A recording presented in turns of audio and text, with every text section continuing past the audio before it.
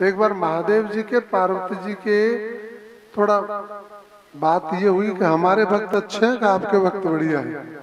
हो जाता है, दोनों के भक्त विराजित है महाराज। तो दोनों में बात हो गई कि किसके भक्त ज्यादा बढ़िया। बोले चलो धरती पे विचरण करते हैं। तो पार्वती जी पहले बोले हमारे भक्त के यहाँ चलो।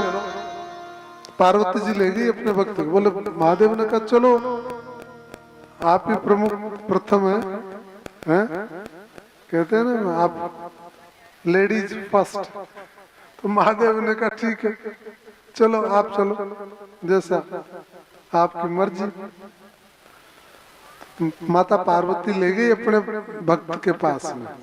उनका भक्त था एक राजा, और दोनों ने दीनहीन का भेष बनाया, जीर्ण शीर्ण वस्त्रों को धारण किया, महादेव ने और पार्वती जी ने। और दोनों चले धरती पर विचरण करते करते।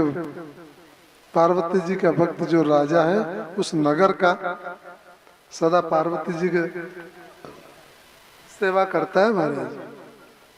जगदम्बा की, जगत जननी माँ पार्वती की सेवा करता है और आनंद से रहता है। जो जीर्ण शीर्ण अवस्था में भेष बना करके देखो हमारे भक्त अभी क्या सेवा करते हैं, क्या पूजा करेंगे। द्वारपाल खड़ा था। द्वारपाल से कहा कि राजा से, माता पार्वती ने कहा कि राजा से कहो कि शिव पार्वती आया, ऐसे जाकर के कहो।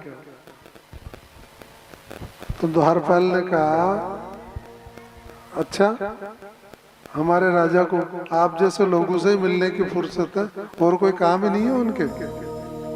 द्वारपाल ने उसके ही अटक गए महाराज। ये राजा जो है वो केवल यही काम करेंगे क्या?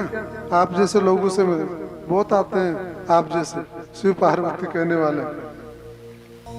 बोले मैं कह रही हूँ ना, आप जाकर के कहो भाई शिव पार्वती। अच्छा बोले पार्वती आप ही दिखती हैं, आप ही हैं क्या पार्वती? और दाल ही नहीं के लिए राजा के आया तक तो पहुंचे ही नहीं महाराज। वो द्वारपाल ने रोक लिया, बड़ी बेइज्जती। बोला थोड़ा दूर हटो यहाँ से, इस द्वार से दूर हटा दिया। महादेव ने कहा बोला अब कितने इंसल्ट कराना बाकी है?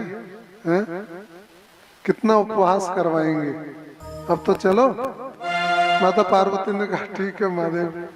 बोला अब हमारे भक्त के पास चलो। तो महादेव ले गए एक ब्राह्मण के घर पे, लेके गए। ब्राह्मण दंपत्ति निर्धन है। माता पार्वती ने कहा कि आपके भक्त ऐसे होते हैं क्या? आप तो, आपके यहाँ तो कुबेर का खजाना है। बोले अभी इन्होंने भक्ति शुरू करी है। पार्वती आप चलो तो सही, इतनी व्यग्र मत तो हो।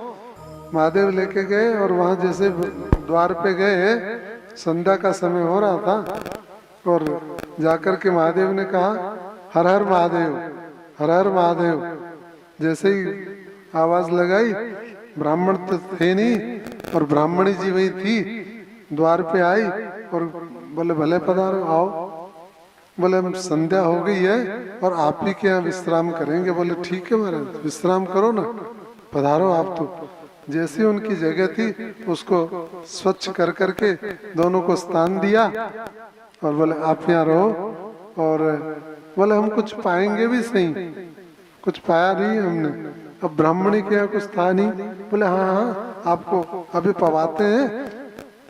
मेरे पति है ना कुछ लेने गए हैं बस्ती में, और संयोग देखिए उस दिन ब्राह्मण देवता को कुछ मिला ही नहीं, थोड़ा सत्तू मिला, 2 मुट्ठी सत्तू मिला केवल।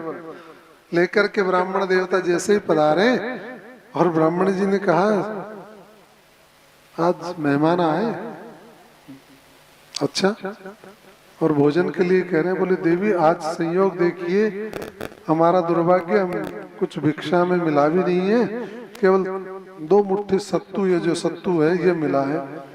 अब क्या करें, अपने को अपना पेट पालें या अपना पेट में डालें या इनके पेट में डालें? ब्राह्मण ने कहा अतिथि देवो भव, हम तो कल पालेंगे, आज ये रुके हुए हैं, तो एक एक मुट्ठी सत्तू घोल करके जो अपने पास उपलब्ध है, बड़े भाव से, विनम्र भाव से उस सत्तू को लेकर के ब्राह्मण देव आए, चरणों में प्रणाम किया और कहा क्षमा करना, आज कुछ आपकी ज्यादा सेवा नहीं कर पा रहे हैं, लेकिन आप ये पाइए। महादेव ने कहा देखो पार्वती, मेरे जो भक्त हैं वो ऐसे हैं, ये मेरे भक्त हैं, खुद का पेट नहीं पाल रहे हैं, दूसरों का पेट पाल रहे हैं।